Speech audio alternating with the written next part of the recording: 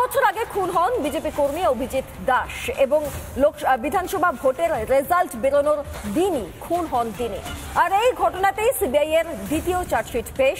সেই চার্জশিটে 18 জনের যে নাম রয়েছে, সেই 18 জনের নামের মধ্যে রয়েছে বেলেঘাটার তৃণমূল বিধায়ক পরেশ পালের নাম, রয়েছে কাউন্সিলর স্বপন সমাদ্দারের নাম, রয়েছে কাউন্সিলর পাপিয়া ঘোষের নাম।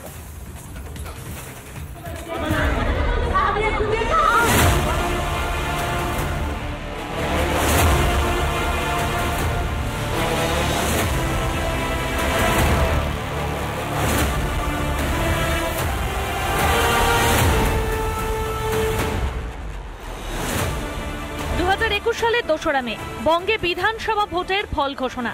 তৃতীয়বার বাংলায় তৃণমূলের জয়, আর হিংসা শুরু।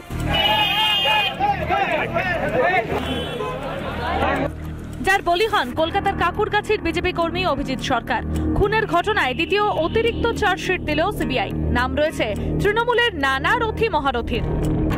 বিজেপি কর্মী খুনে অভিযুক্ত বেলেঘাটার তৃণমূল বিধায়ক পরেশ পাল, কলকাতা পুরসভার 58 নম্বর ওয়ার্ডের তৃণমূল কাউন্সিলর স্বপন সমাদ্দার এবং 30 নম্বর ওয়ার্ডের কাউন্সিলর পাপিয়া ঘোষ। বিজেপি কর্মী অভিজিৎ সরকার খুনের তদন্ত করে নারকেলডাঙ্গা থানা। তদন্তকারী অফিসার রত্না সরকারের বিরুদ্ধেও চার্জশিট দিয়েছেন কেন্দ্রীয় গোয়েন্দারা। অর্থাৎ কাঠগড়ায় তৃণমূলের জনপ্রতিনিধি থেকে পুলিশ, তাদের বিরুদ্ধে অপরাধমূলক ষড়যন্ত্র, খুন, ভয় দেখানো, বেআইনি জমায়েত, দাঙ্গা, ডাকাতি, প্রমাণ লোপাটের মতো এক গুচ্ছ ধারায় মামলা দায়ের হয়েছে। এর মধ্যে বেশিরভাগই জামিন অযোগ্য ধারা। চার্জশিটের নাম শুনতেই যেন আকাশ থেকে পড়লেন অভিযুক্তরা। দিনটাতে বাড়িতে ছিল, ফলাফল তো হয়েছে সকালে, আর আমি তো ঘরেই ছিলাম। আমি কাউন্টিং থেকে এসে এখানকার যখন জয় হয়েছে আমরা ঘরেই ছিলাম। ওই ইলেকশনটা যখনই আসলো একটা দামামা বাজানোর চেষ্টা করলো যে যেভাবেই হোক এই অঞ্চলের মানুষদের কাছে আমাদের খারাপ প্রতিপন্ন করে তারা তাদের যে রাজনৈতিক ফায়দাটা সেটা হয়তো লুটতে পারবে। সেই কারণেই আজকে হঠাৎ করেই এত বছর পর একটা দামামা তারা বাজানোর চেষ্টা করছে। সিবিআই তদন্ত হচ্ছে হাইকোর্টের নির্দেশে। এর মধ্যে রাজনীতি কোথায়?